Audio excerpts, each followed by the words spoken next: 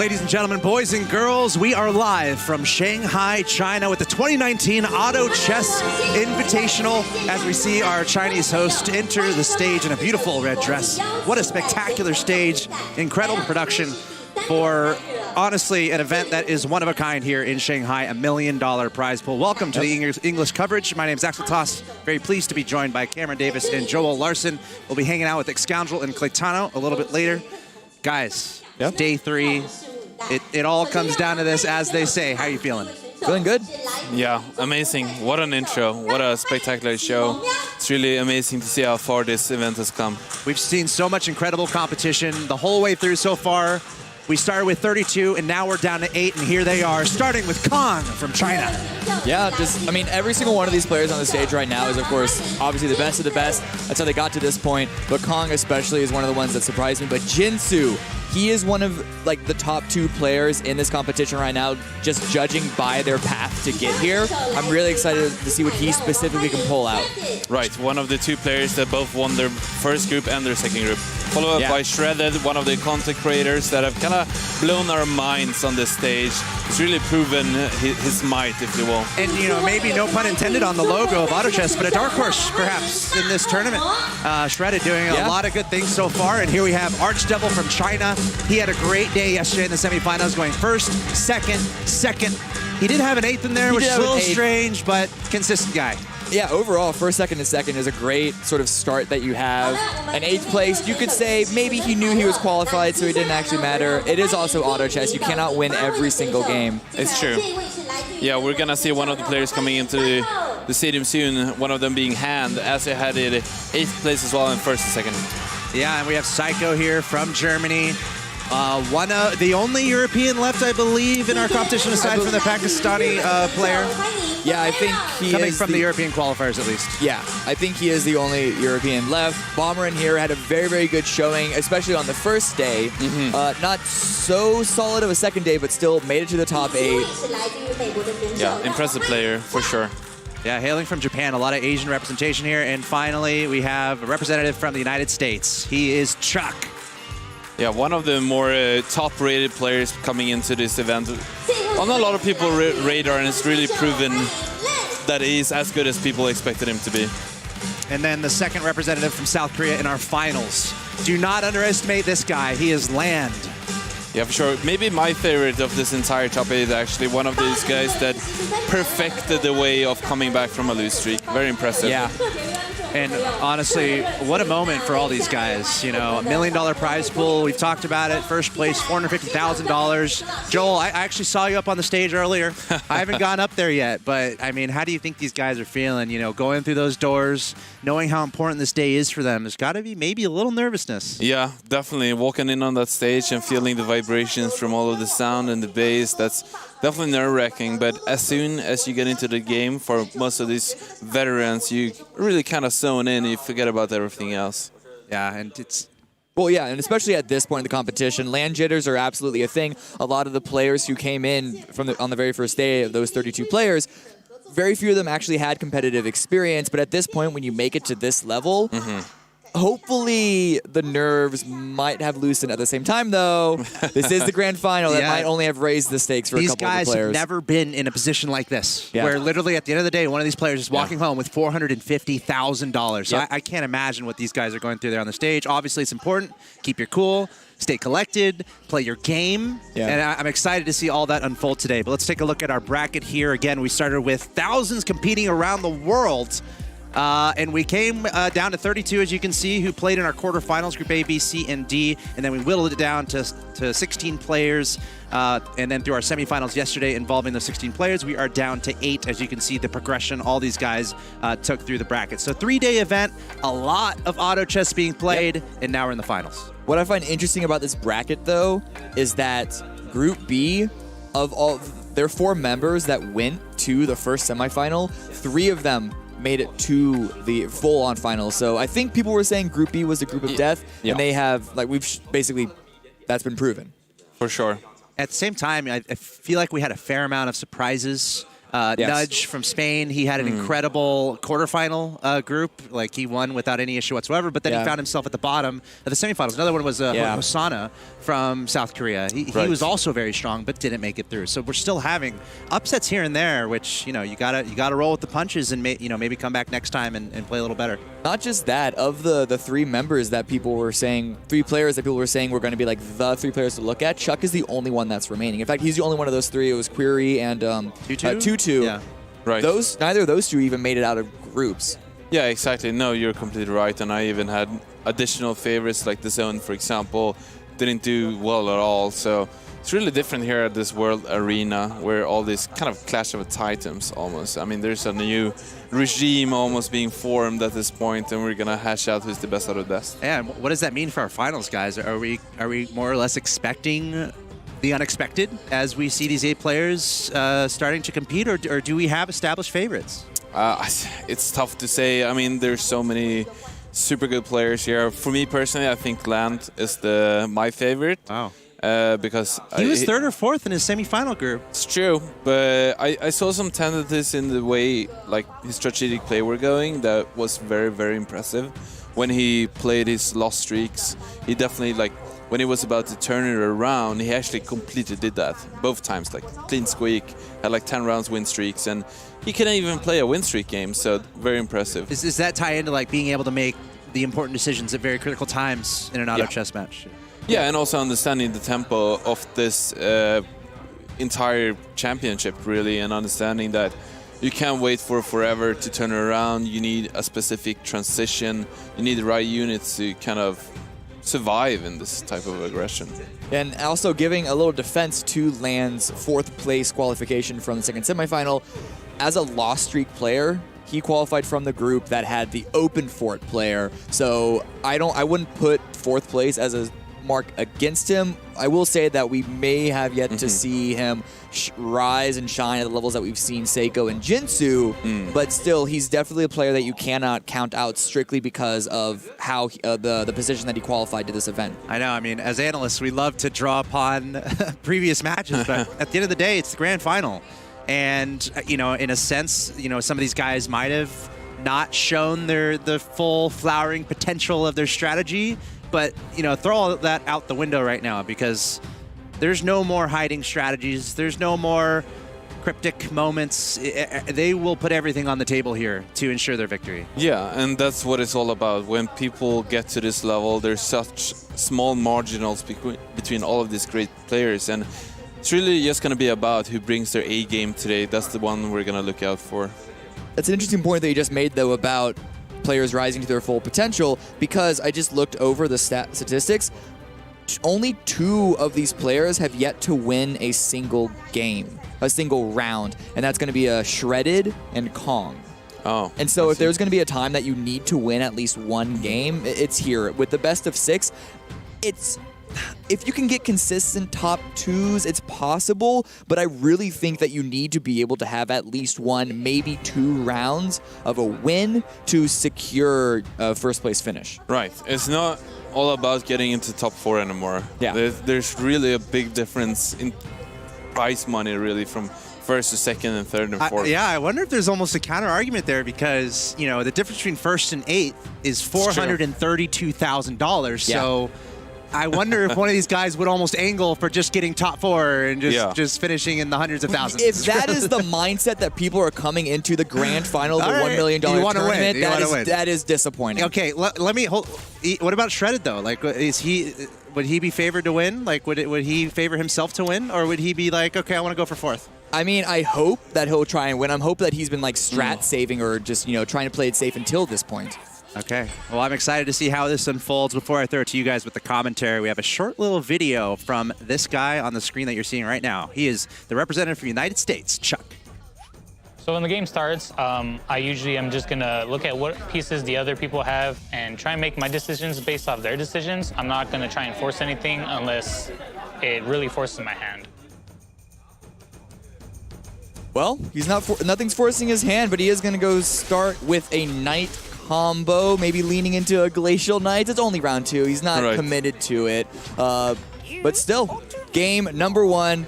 Cameron Davis joined by Joel Larson here. Looking over at Shredded right now, we were just talking about him. Very under the radar, his qualification-wise. Right, yeah, Shredded is one of the invitees from the content creator side, and he's not really been one of those players that people would think would go all the way, but we can really see him from his consistent play that he's managed to make it all the way to the grand finals. So if he pulls up his best game ever, I mean, he can do it as well. And however, from the previous rounds, we've seen Shredded play very safe, in a sense. He's never gone off on a lose streak, never tried to min-max his economy too much, just trying to preserve a lot of health. And it's gotten him this far, but I'm not sure it's going to get him to top 3. So it's going to be interesting to see if he's going to go out of his comfort zone or if he's going to stay put, if you will. Actually, you say that. I did say that Shredded had yet to win a single game. He's actually has yet to even get a second place game. He's been like 3rd and 4th, and then like 1 5th and 1 6th. So definitely a very safe player.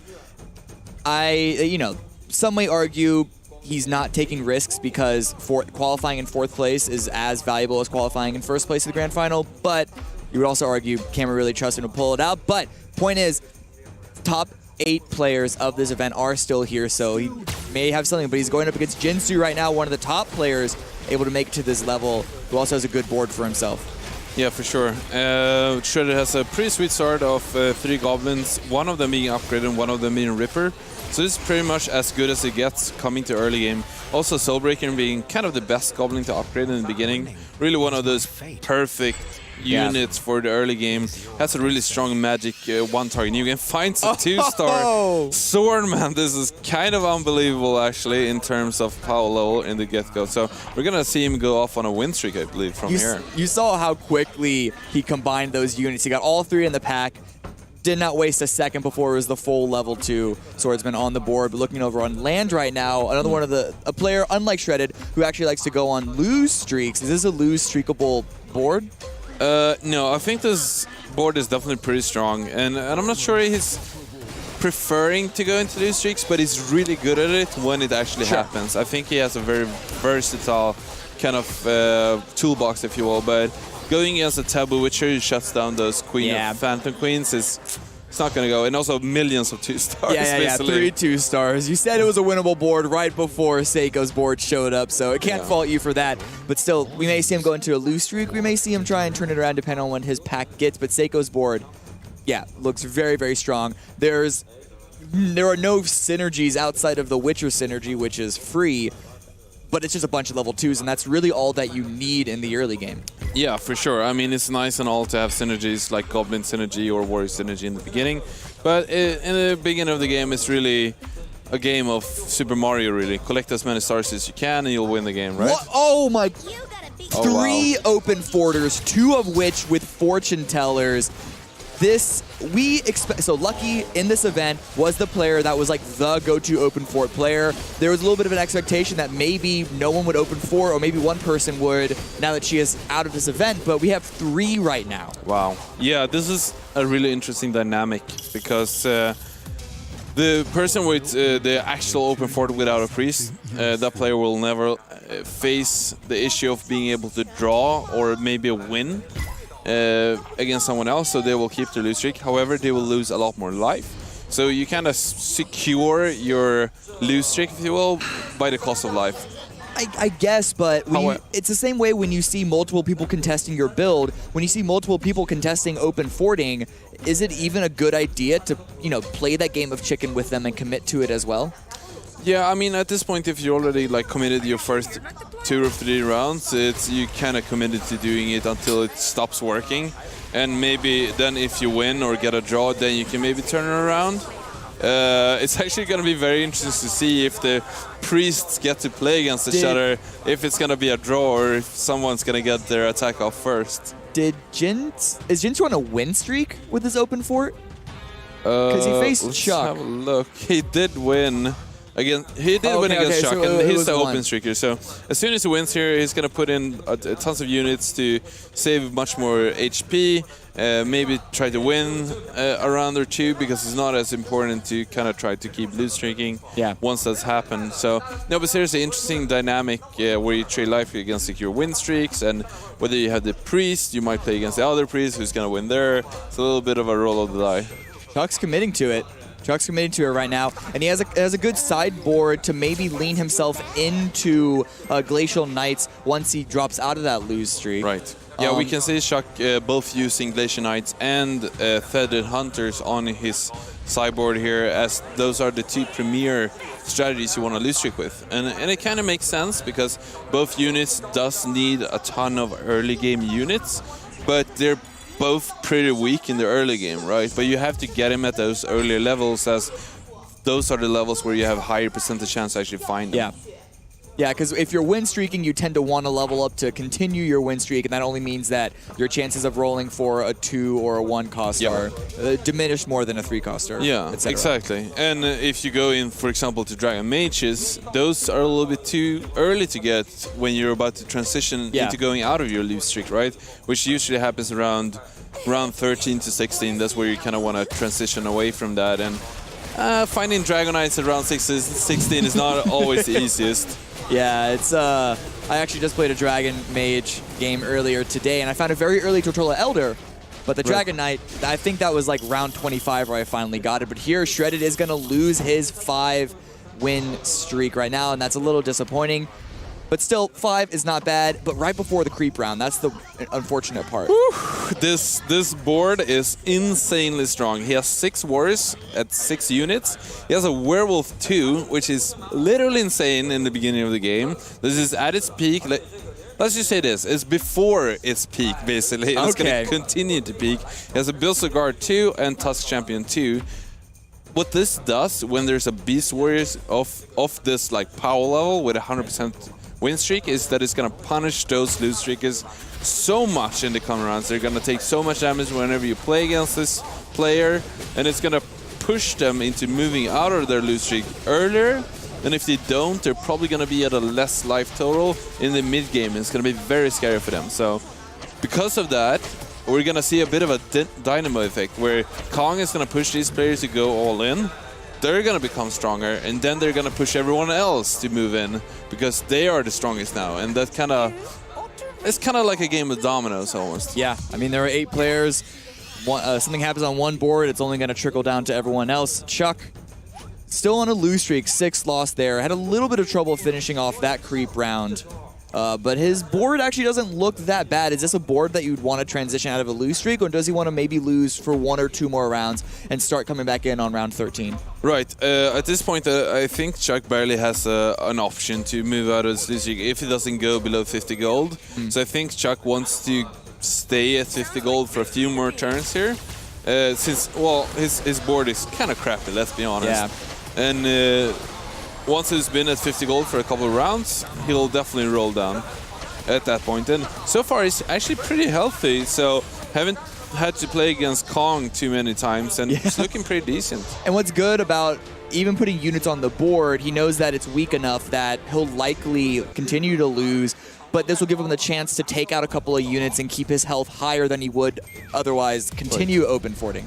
Actually, I think what we're seeing here, if you compare to the other lose streakers, is that the other 2 lose streakers play with each of them played 1 priest. Yeah. That means that whenever Chuck plays against them, he's gonna lose, and it's gonna take almost no damage at all. And we can actually see him having almost as much or as little HP as the other player. So he's in a really good position from that, actually. Considering he doesn't have the priest bonus from the fortune teller, which reduces the damage that you take. Looking at Bomberin right now, though, it's not a bad board, but it is a little bit early of a dragon synergy, and that might be one of the reasons why he's losing to Shredded right now. Shredded, who's maintaining a top 3 position on the board right now.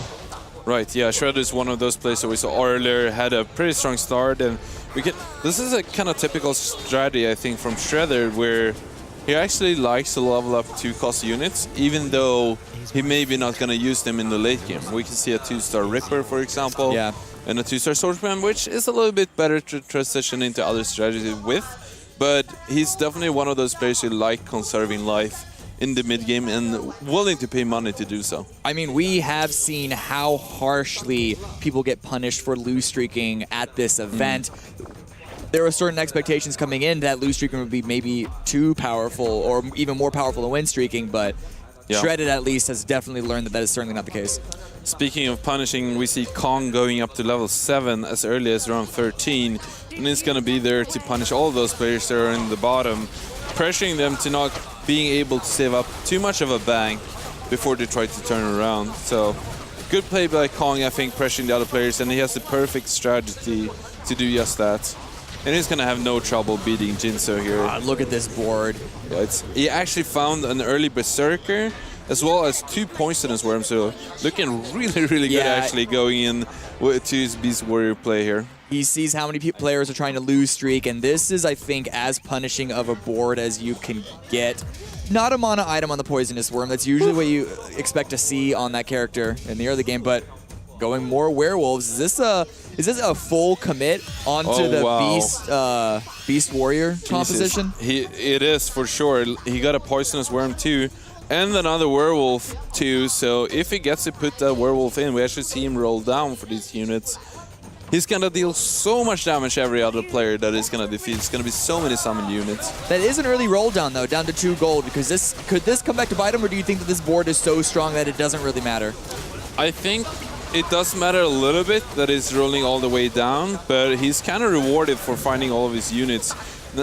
As Clayton used to say, or Clayton if you will, whatever you do, if it keeps you winning, it's a good thing, right? And if he keeps his 100% win streak for a longer time, he's going to look really good, especially if he goes up to 8.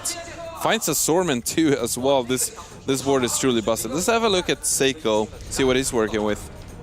Okay, it's a lot of goblins still on round 15. He has a lot in his sideboard too. Is this going to be a goblin gamble play? We've only seen that happen once and it wasn't very successful, but I honestly can't think of any other synergy that this board would transition into. Yeah, no, I think you're right. I think we're seeing a goblin gamble here, and especially something that's typical of a goblin strategy when you go into goblin gamble is when they've leveled up their Ripper into 2-star. That's where we really have invested into a certain goblin unit and trying to move into finding a Venomancer maybe, or hopefully a Devastator also in late game. Because he doesn't really have another front line. He hasn't gotten those early warriors. He doesn't have any mages to speak of really, nor does he have any dragons. So I think Seiko is pretty much committed at this point. Spent a lot of money, it looks like, on experience as well. But he has a lot of units, even if they are low cost. So he's trying to get, despite the I guess, what? Actually, let me ask you this: why is that? Why has he spent so much money on experience, considering that so many goblin units are on the lower tiered side? Well, I mean, most of these goblins are actually really cheap, right? Yeah. So he's gonna get a lot of extra money for his interest, and once he's up to 50 interest, he can definitely move into experience instead, because it's not really worth it yet to move into rolling down for goblins. You rather, especially if you go into full goblin gamble, you need to get up to level 9 as quick as possible, because that's when you actually have the reasonable chance to find Devastator. Doesn't matter what comp you have though when you face against Kong, it's just absolute decimation on it on that end. And that's 12 points of damage, which is pretty high up at this state of the game. But speaking of just damage, Land is already down to 40. Chuck is down to 49. Jinsu is in the middle of his fight. He may be dropping lower than 50. Yeah, actually down to 48. So a couple of players already getting a little low. Yeah, Land actually playing Hunter Warriors here from a lose streak. That's a little interesting. Something we don't see often, but can definitely work. For sure. Not the strongest composition in the late game. However, it's definitely good mid-game, mid-late game, or early late game strategy. Yeah, he might actually be thinking about this might just be I guess a saving round for him, trying to salvage something out of this. That in games like this, like Auto Chess, there are times that you are not given the favorite, and you sometimes just have to play for 4th place instead of 1st, and that might be what Land is doing. Go for an aggressive mid-game strategy in order to save himself, even if you won't win the whole thing. Right. One of the two different strategies that we often see from loose streakers, actually, like we talked about previously, Glacial and Knights, and then also sometimes people go feathered from a loose streak, but since there were so many people loose streaking, maybe it's not wanting to go into Knights also, kind of making them all worse. Let's have a look at the tab to see what everyone is going for. We see a few Knight players. I can see 2 Knight players here, so it makes a little bit of sense that they didn't want to go for that. One of the loose streakers, being Chuck, actually went for feathered instead, which also makes sense if there's already 2 other Knight players in the lobby. Yeah, he's actually in the middle of transitioning out of the Knights and just going full feathered, as you mentioned. It's a pretty even spread across composition. No one's really contesting too much. I don't think we saw more than 2 people on one single synergy, but Shredded going up against Bomber right now. A lot of damage on both sides. This is the part of the game where just full compositions really start to ramp up the AoE, especially that they're doing. And Shredded does stay alive once again. That's 2 rounds that he had 1 or 2 units left, but he's still in 2nd place in regards to health. Right, Shredded working in those marine units just in time there before he got to play against a Dragon Mage player. A crucial part of keeping your units alive against those mage players, especially your backline in Dwarf Sniper.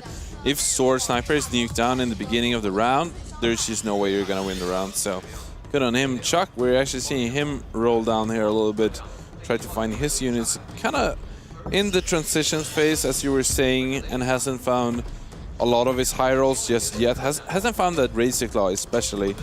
Yeah, and for a composition, like for, I guess, a full composition like Feathered, that is not one of the top tiered, being even weaker, it's kind of a little problematic, I assume. But up against Jinsu right now, who already has a level 3. Yeah, did actually find the Razor Claw there just before the round started, so elected to roll once more and found it a little bit too late. It's gonna lose here. But with this Razor Claw, he's gonna get a ton of upgrades. And this is the spike that Chuck is looking for, I'd assume. It's gonna let him combine his Whisper Seer. It's just 1 unit away from Shining Archer. Pretty close to a 2-star Shining Assassin also.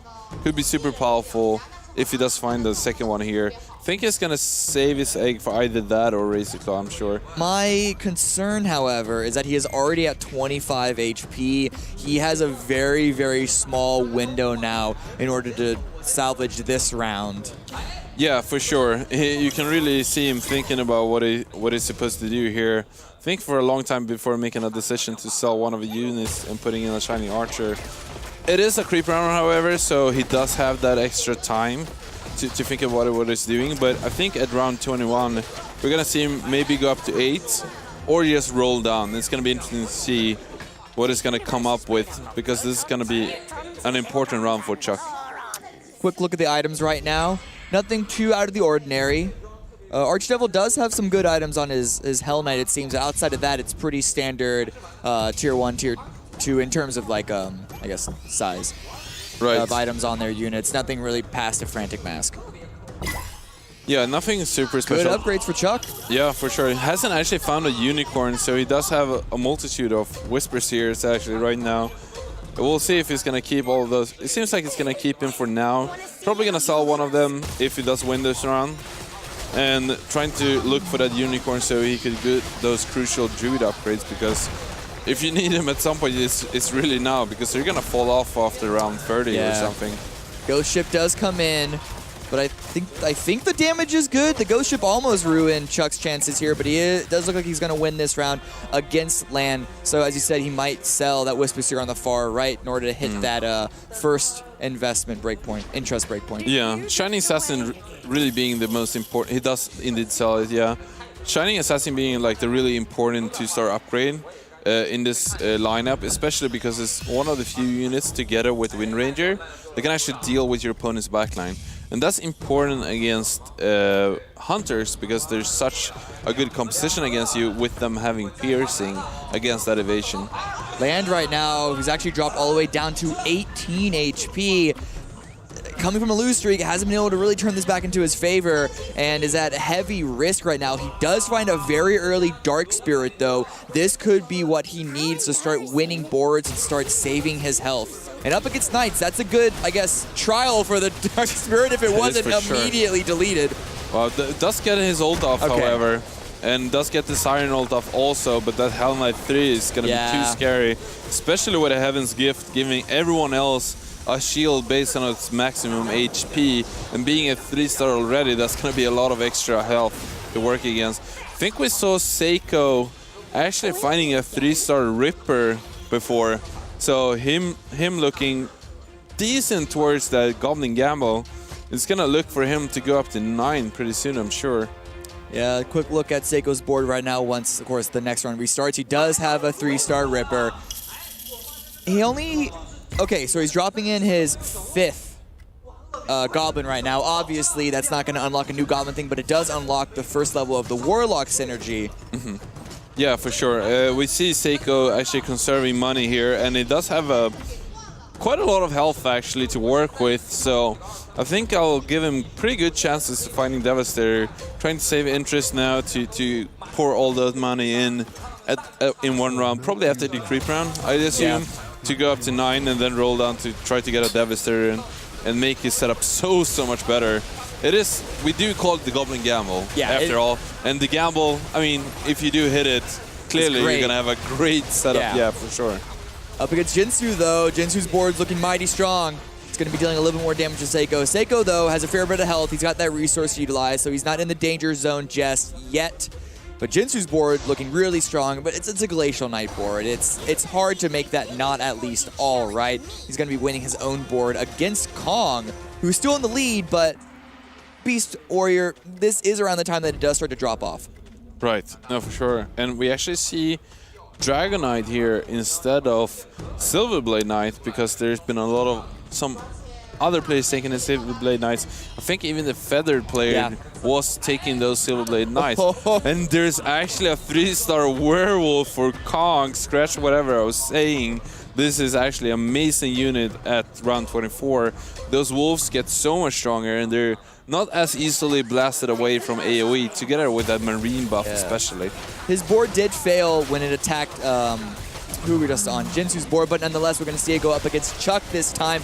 Chuck was able to find a number of those level 3 upgrades for his Druids, and it's actually not faring too terribly, but with the Werewolf transformation, more powerful units on the board might just be enough to keep his, well, he's on a lose streak, but to go back onto a win streak. I'm saying that the Feathered units are starting to come alive still. Yeah, this is it's gonna go right down the wire to those evasion dodges percentages, whether they're gonna turn out in Chuck's favor or not. Land actually being very close to getting knocked out in this game. Let's have a look at Land, see what he's working with, if he's gonna be able to stay alive in this game. Land did just beat Seiko, so there is, I'm assuming there's some sort of upgrade there. Yeah. Yeah, his actually Land has been staying on 7% for a while. And yeah, it's going to be interesting to see what he's working with. Okay, so he hasn't really gotten an upgrade in a while. Yeah, he's pretty strong right now, but it's very soon this is not going to be enough, that's for sure. What can you add to this to make it salvageable, to at least try and... Land is surely not going to win this. This isn't even one of those S-tier compositions that you expect to win each and every game. But what can you add to this in order to make this at least a top 3, top 4 board? Considering Land's bank right now, it's going to be hard to kind of perfect his combo.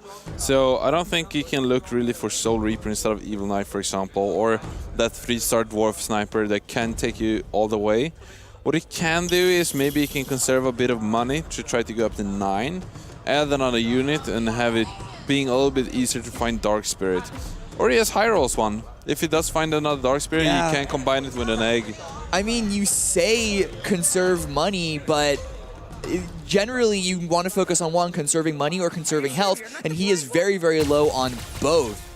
So really, it's just going to have to be board RNG on who he faces. I think if he faces Kong, he might just be out of it. But up against Bomberin, not one of the stronger boards in this lobby. He might have a little bit of a chance, but that Ghost Ship was huge, as well as the Water Spirit jumping into the back line. And this is going to be it for Land. The first casualty of the grand finals, out in 8th place, but Chuck as well on the precipice of being deleted up against Kong, and he's favoring pretty well this time. Yeah, for sure. Chuck actually doing pretty fine here against Kong, and it is usually a good setup against Beast Warrior, having almost only physical damage against your evasion units. So it's a good setup for him to play against, and it's not surprising really, considering how many people went for a lose streak. They kind of go down together, if you will, like to make them all of themselves weaker, and I think that's one of the reasons why Lan went out so quickly, and Chuck also only being at 12%. A little bit of a rearrangement of his finances for Chuck to able to get that 2-star sniper, but that upgrade might be enough. We know how big of an upgrade that is. It's not a 3-star. It's not going to win the game for him just yet, but it's at least a step in the right direction. Now he's up against Seiko, the Goblin Gambling player, who has a lot more 3-stars, more than last time we saw him. And he did find a Devastator. He found a Devastator. And this is huge. Yeah, this is going to actually make it really, really hard for the Feather units. I think this is it. Yeah. This is quite this is the best comp, I'd say, actually, when you find a Devastator against the Feather units, because Feather units almost only deals physical damage, so against the shield and regeneration, it's actually really hard to kill them. Also, they don't have a ton of DPS, like they don't do a lot of burst damage. Also, one of the major sources of Goblin's damage is actually being hit, so they gain mana, and with their spells they deal most of the damage, instead of actual physical attacks. And, I mean, you can't dodge spells, right? So that's going to mean Chuck is out. Yeah, it's true, you can't dodge spells. That is factually correct. But looking at Shredded's board right now, he was one of those win streakers, or kind of win streakers, but it seems that he's actually on a 7-round loss streak. His money is all right, but this board, a couple of good upgrades, but it's starting to kind of hit its own wall. Needs to find some sort of addition to make this into an endgame winnable board. Level 3 Swordsman, though. That's still a very good asset to kind of be able to rely upon, at least for a little bit. But up against Seiko, we got the Goblins once again. Yeah, this is going to be tough. Without the Dwarf Sniper 3, there's no way Shredded has enough damage to go through this Ripper even, which even has a Heaven's Gift, so it's almost impossible to kill at this point. Getting that extra shield and that evasion is going to deal 20 damage to Shredded. That is so rough for him, and I think Seiko is definitely the strongest player in this lobby. And only really fearing a 6 mage player at this point. There's a mage player in here. I think so. I forget who it is. Could it be Bomberon?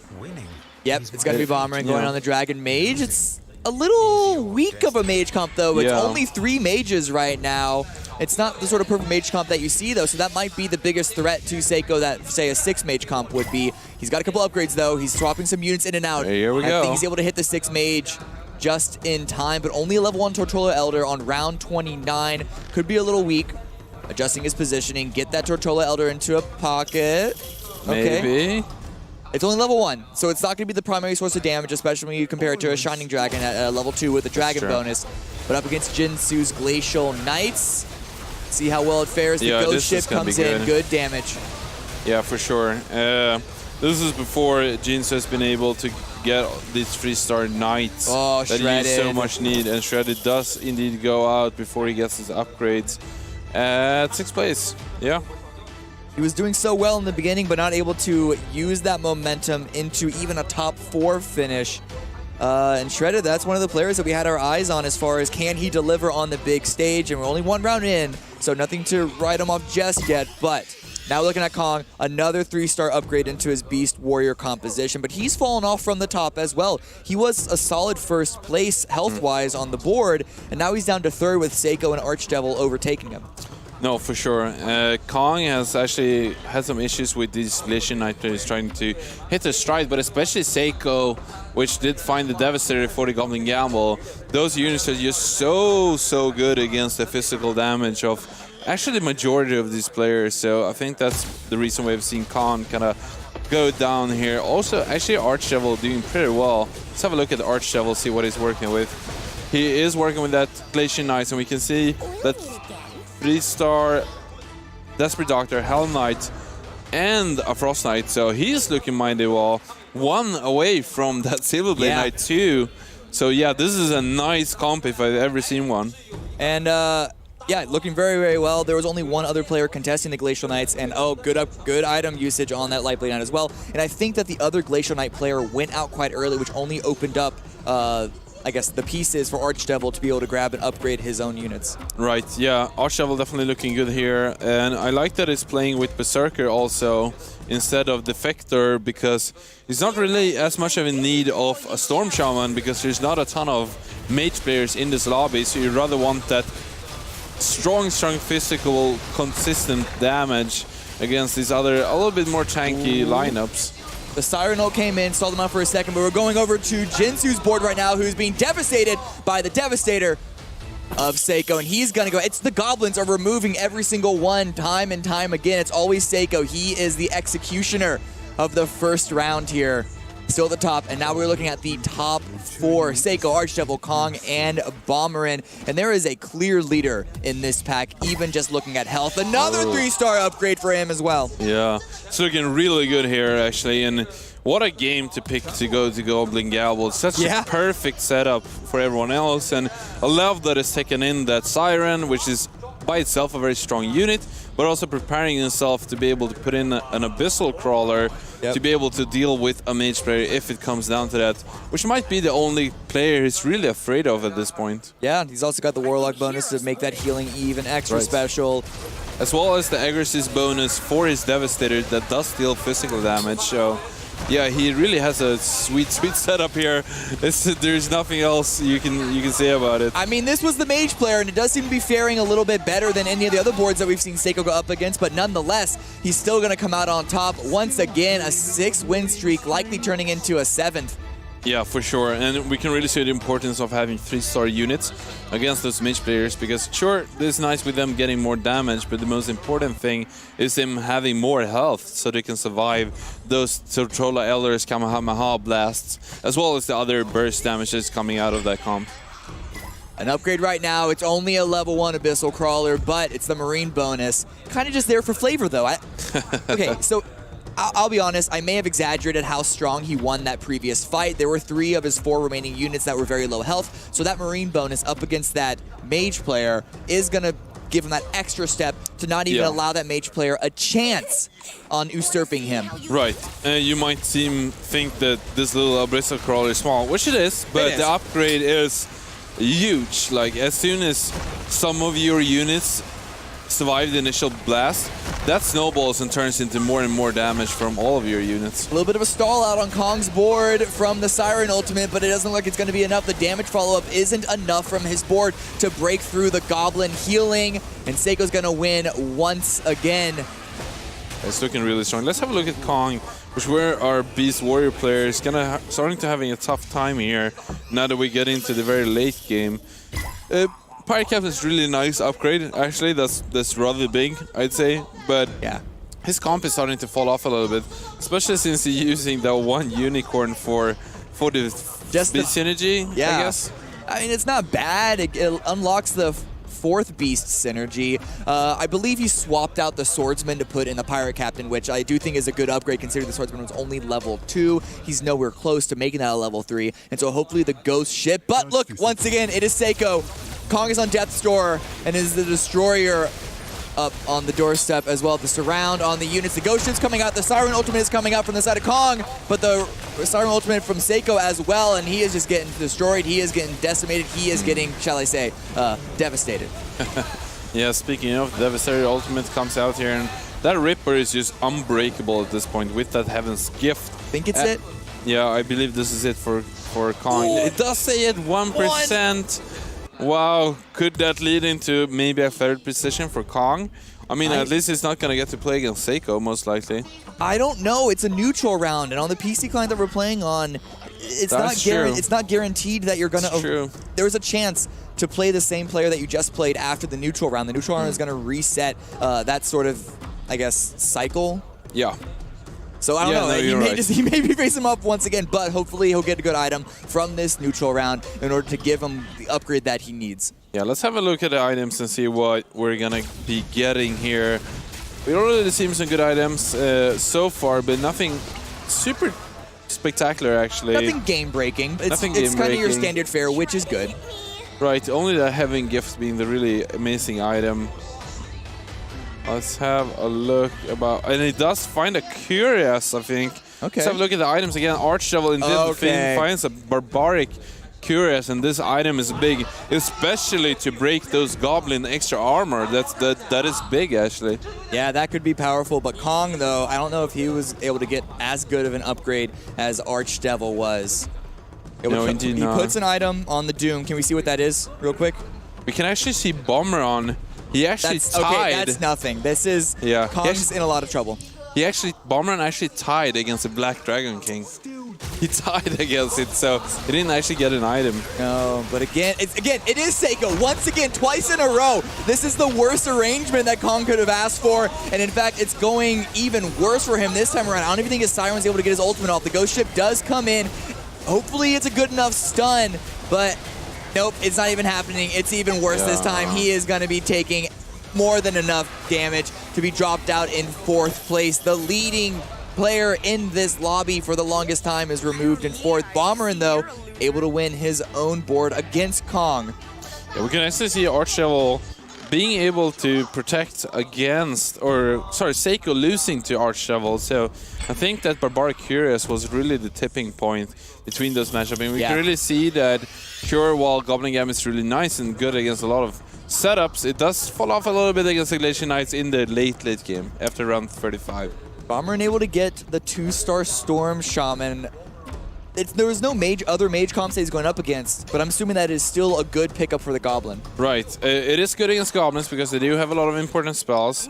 However, it deals... I think the major reason is because it is so much damage for 6 mages. It's actually nothing to scoff at. If you look at the tab here, with the most damage being dealt, we actually see Water Spirit on the top. And did Storm Shaman get off his spell? He actually crushed Archdevil here. Didn't even get to it before all of his units died. Yeah. Now Archdevil taking tons of damage actually against Seiko, so Seiko turning around. I actually found is that a 2-star Devastator? If I'm not mistaken. 2-star Ghost Prophet. Let's have a look at Seiko. Seiko has 2-star Ghost Prophet and only one. Yeah. It's only a 1-star Devastator, but still, he's shown that that's been more than enough. Archdevil, the only reason he's still alive is because he has the Witch Doctor Priest bonus. But how long is that going to last him? It might last him over Bomber, and I guess that's the only thing that he can hope for is 2nd place. But this Goblin Gamble is working out perfectly for Seiko. 1 Devastator away here from Devastator 2, and that Ghost Prophet at 2-star is actually a lot more powerful than the 1-star version because not only, well, clearly does it deal a lot more damage, but he gets his ultimate faster as well as having enough health to actually have it matter. Wow, look at crushes Archdevil. Yeah. Let's have a look at Bomberin. This is a great board for Seiko, dare I say it, and it's going to take a little bit of damage. Is enough? It is enough, and Bomberin is out in 3rd position. Wow. Archdevil, though, he's able to maintain a 2nd spot. I don't want to speak too soon, but I really think that Archdevil is going to be 2nd. I don't think there's anything he can do to go against Seiko's board. It is just way too strong. When you do get the Goblin Gamble, it puts you in a good position. But even amongst Goblin Gamble boards, this is on the higher end of that. He has played very, very well. Yes, he got a couple of good rolls in order to get that early Devastator. But still, he put himself in the position in order to capitalize on it, and he is capitalizing very, very well. Right, here we go, and we have a Devastator 2-star. And this is going to be all but too much for Archdevil, I believe. It's really going to come down to how the position is going to be. It doesn't matter. Coming down to what? It doesn't matter. Okay, so not only is it bad that the Dark Spirit got immediately penguined at the start, it's just all the AoE damage from the Venomancer, from the Devastator, from the Ripper, from everything. Archdevil, boom. His board is staying alive for a little bit, but there it goes. The Devastator bomb does go off, and that's going to be it for Archdevil. Very first round is won by none other than the Goblin Gamble. Wow, amazing play from Seiko there, going for the Goblin Gamble, seeing the other players not going for too many mages, and kind of culminating his good start to being able to save enough money to go up to 9 and finally the Devastator. What a play. Yeah. Well played, Seiko. Yeah, Seiko from Germany. Looking a little emotionless there on the stage, but I kind of get that. You know, this is match 1 of 6, very important. It's easy to be thrilled winning a game, but it's a long day, a long final for these guys. But what a performance there, guys. How do we kind of break that down? Because I don't think we saw too much Goblin play leading up to this point. And not only that, certainly not any Goblin play that was as successful as we just saw there. Yeah. So I think the only Goblin play we've seen so far is the only players that are already out. And they kind of were like, let's throw in a Hail Mary. I'll play some Goblins, even though it's not good for this game. Whatever. So, I mean, this was a game where we saw 3 players go with the open fort. I think Archdevil was honestly one of those, if I remember correctly, and he ended up getting second, and it worked out for him. But is that something that Seiko was looking at that influenced the Goblin player, or is that more or less what the board is giving you that really enabled him to take that path? I think he actually was able to find a higher than average number of Goblins in the early game.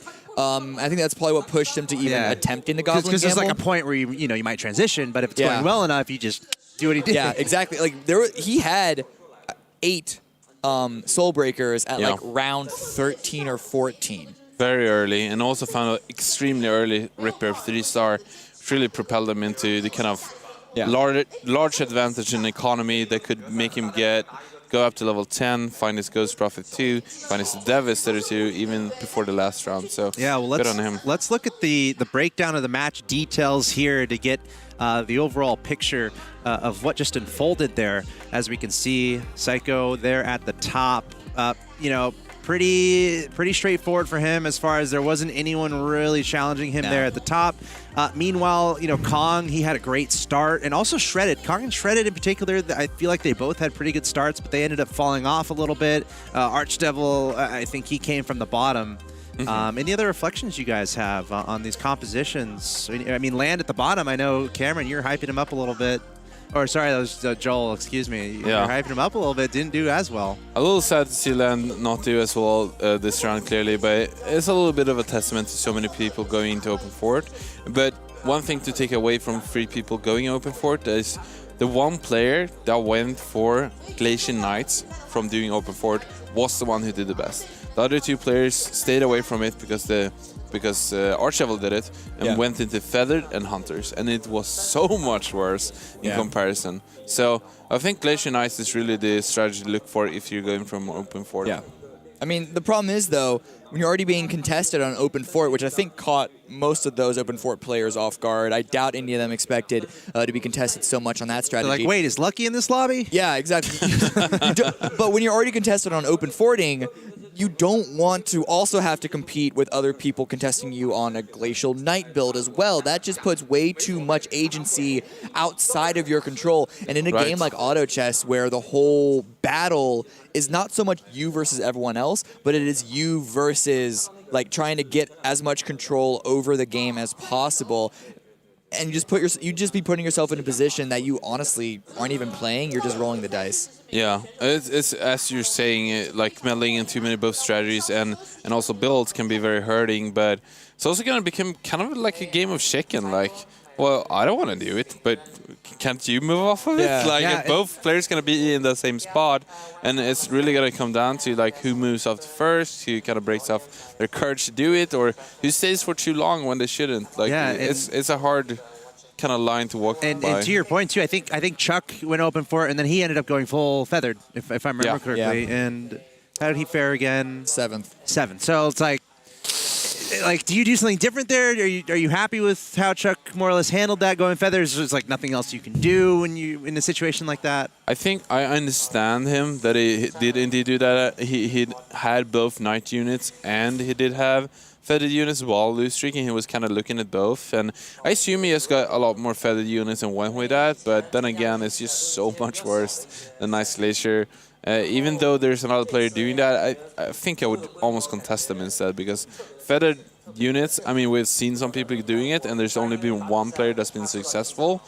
But otherwise, it's been atrocious. Yeah. Honestly, it's bad. Hasn't been the worst composition. There is one composition that I'm not going to say that's even worse than Feathered so far I think we saw Feathered get second once so far this weekend. Maybe. I think it won. Or did it win? Yeah, I think it won. But still, most other times we've seen Feathered, it's been like 4th through 6th, if even. So yeah, but again, when you lose streak, and especially when you're caught off guard by multiple people open forwarding, you kind of just do have to deal with what you're given and hope that you can turn it into a better game. 7th or even 8th in Land's case as well is, of course, not the start that you want. However, you have 6 matches. Yeah. You can use a couple of games to not go in your favor and still be all right, hopefully, as long as your next games are even better. Yeah. Safe to say, unexpected start here? I don't know. Sick Three is open quite the forwards, powerhouse. Goblin Gamble winning. Okay, Goblin like, Gamble is come quite on, the surprise. It All right. It wasn't. I don't think it was terribly unusual. No. But it wasn't more of the same, and that's what's exciting. I love it. I love it. Especially game 1, $1 million day today is giving away a lot of money, and just I love all the strategies we're seeing across the board. So we'll see how that continues as game 1 concludes. Let's go ahead and take a look at a video of Shredded from Pakistan.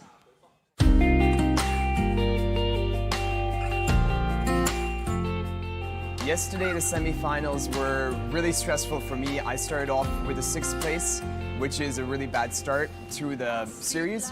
However, I was able to sort of make my way back with the 3rd place, and then I was kind of average around the points of the whole lobby at that point in time. And then I just knew I had to keep top 4ing from that point on, and I should be able to make it through. And that's how it worked out. But even at the end of it, I was unsure whether I actually made it. I had to go and check with other people a couple of times before I actually believed it, but I made it through just barely, and I'm hoping for a top 4 finish.